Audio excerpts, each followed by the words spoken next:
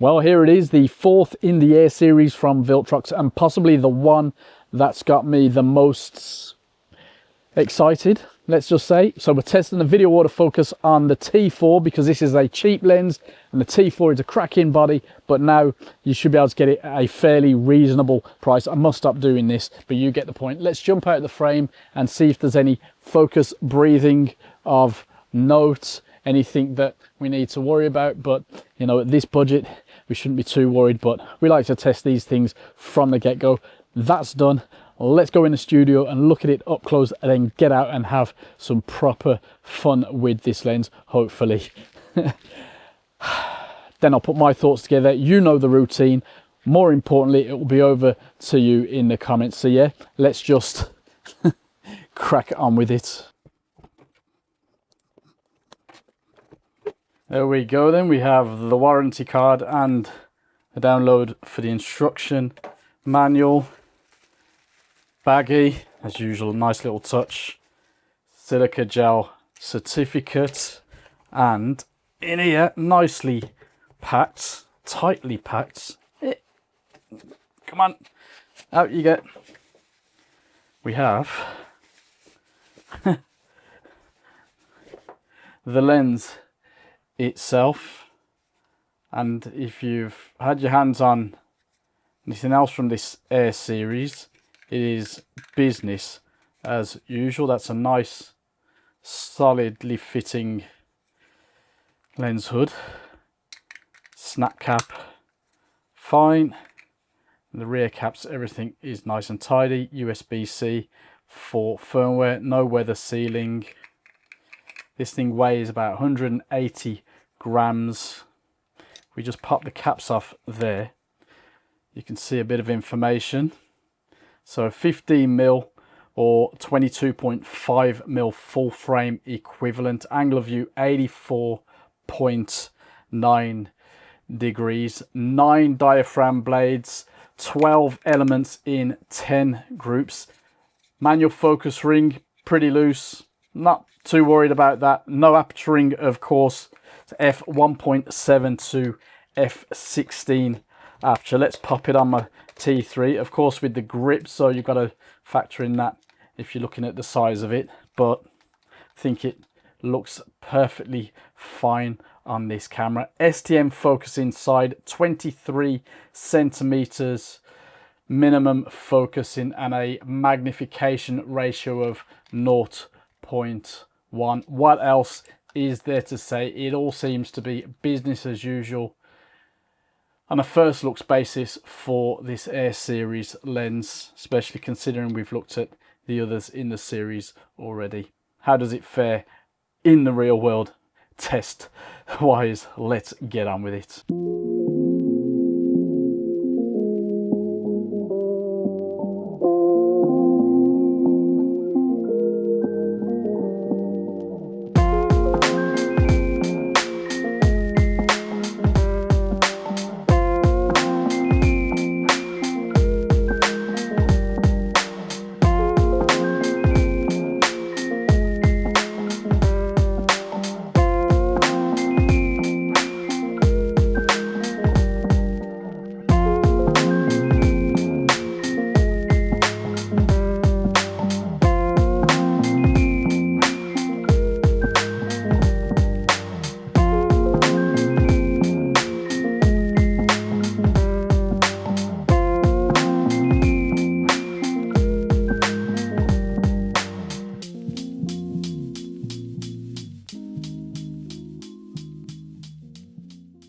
Over 700 test shots later, how do I feel about the build and handling? Well, if you've used the other 3 Air series lenses, it's basically the same story, though the filter size is bigger on this one, which could be annoying for some.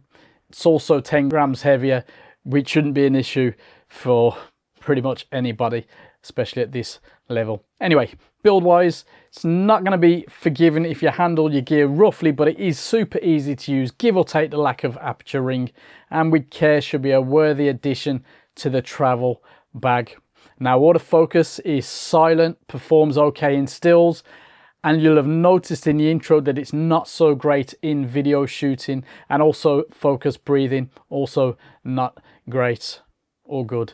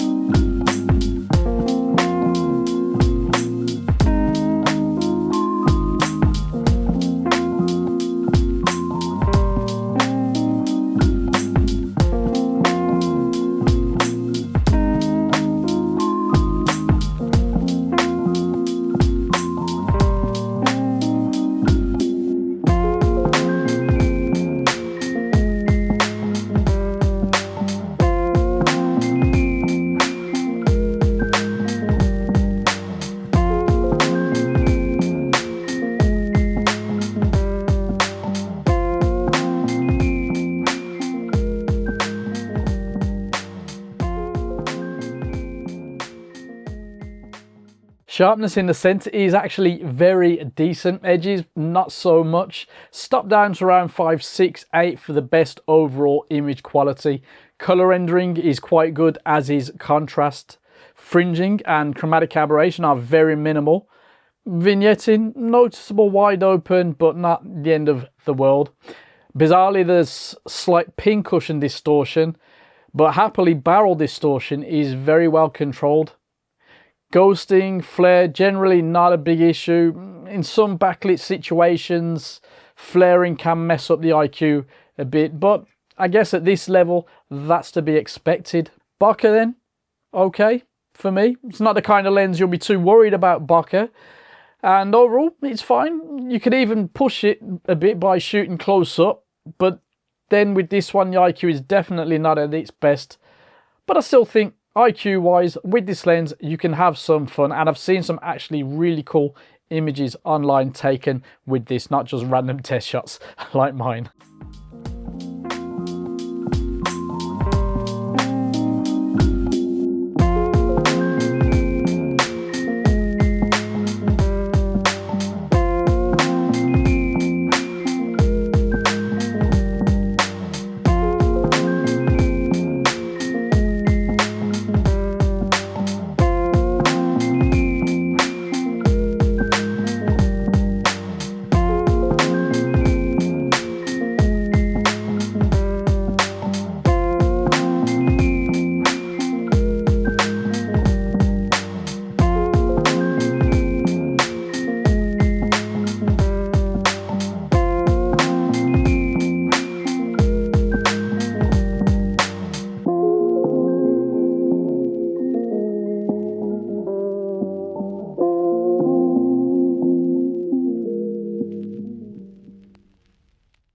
If you liked the other 3 Air series lenses, then just get it. Probably the main negative for owners of the other 3 is the price, which at retail is £229 at the time of recording, compared to the others that are between £165 and £175. Now, once you pass the minor sticker shock, you should be very happy. Overall image quality, pretty good for this price. Lens, well set up. Basic, but you know, same as the others in the series, effectively the same build and handling experience. Now, it's a good quality budget lens that performs pretty well, all things considered, and while the price has crept up a bit, I think it's still a very decent buy, especially as there's no direct competition. Now, if you buy from Pergear, it's actually almost £176 delivered. So unless you're completely loyal to Amazon, I'd give that a try. I'll leave a link so you can take a peek for yourself and let us know if you've had any experiences with Pergear.